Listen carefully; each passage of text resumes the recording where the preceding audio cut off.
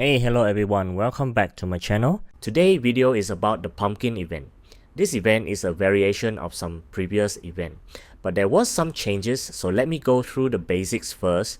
If you've already known about this, feel free to skip to the next section. The main gameplay for this event is to roll dice for the capybara to move around the board. You can then collect any reward indicated on the tile you landed on. There are some special tiles like the gold tile, which will give you 5 pumpkins and reset the board. The card tile allows you to collect all the rewards on that row. The special mode tile lets you play a mini game to earn more pumpkin. These two tiles are connected to each other. You land on the smaller one to accumulate dices and land on the bigger one to collect them. And finally, the J, which gives you chance to earn more dices if you manage to roll double dice. For example, if you roll double 6, you will gain 6 dices. The major change here is that when you use the multiplier, you no longer gain multiple rewards. The game now will help you to roll multiple times instead. So that leads us to the tips and tricks for this event. There are a few steps you can follow to gain the number of dice you want. You hold your phone with both hands and blow at it. 1 blow for number 1, 2 blows for number 2, and so on. If you didn't get the number you want, probably you didn't blow hard enough. Or you can turn the auto clicker, then turn on my channel and watch my videos while the capybara moves around the board. All jokes aside, with the change to the multiplier, this event has become another bingo event, which is 100% random. There is nothing you can do, so just sit back and watch. Let's move on to the prizes. To start, let's see how many dice you can get and what is the rate of getting pumpkin from them. You get 500 dice from the missions, 10 from watching the ads, and 150 from the funds. Altogether, you get 660 dice for free. On top of that, you can buy them using gem up to 30,000 gems, which is another 300 dice. Currently, I've used 510 dice and this is my result.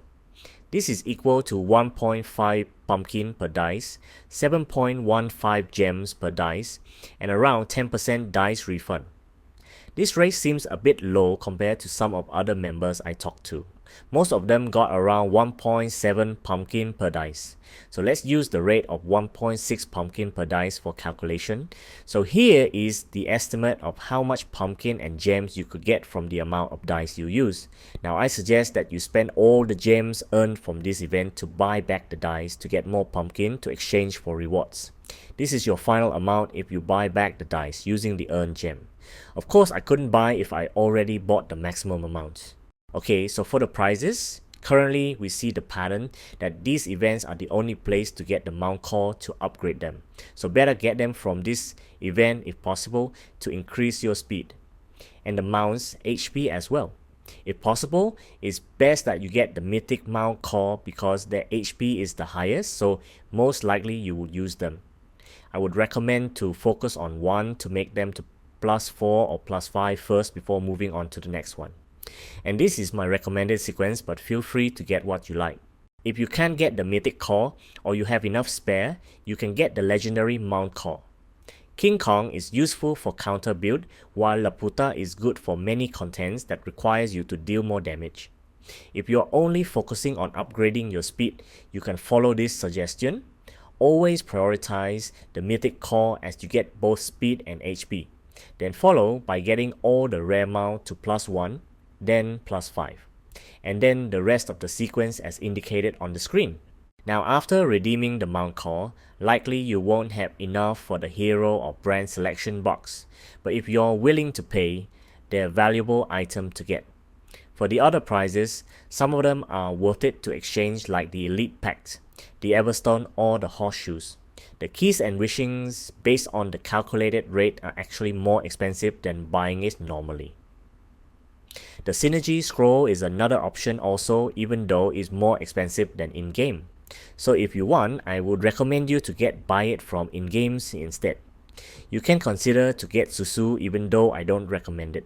If you don't have Susu yet, you can get a full copy and make it to level 10, which give you 6% attack and 6% HP. But if you already had it, don't exchange for it And note that it's only recommended to redeem if you already had Elsa and had her to at least level 15 or 20. If not, getting Susu will make it harder to unlock or level up Elsa. These items are not recommended as they're really expensive and add little value to your progress. Here are some of the sample redemption for your reference. Okay, so that's all for today's video, everyone. I hope the content I'm sharing is helpful for you. If you like it, please leave the like and subscribe. Comment below if you have any questions, and I'll see you in the next video. Bye bye.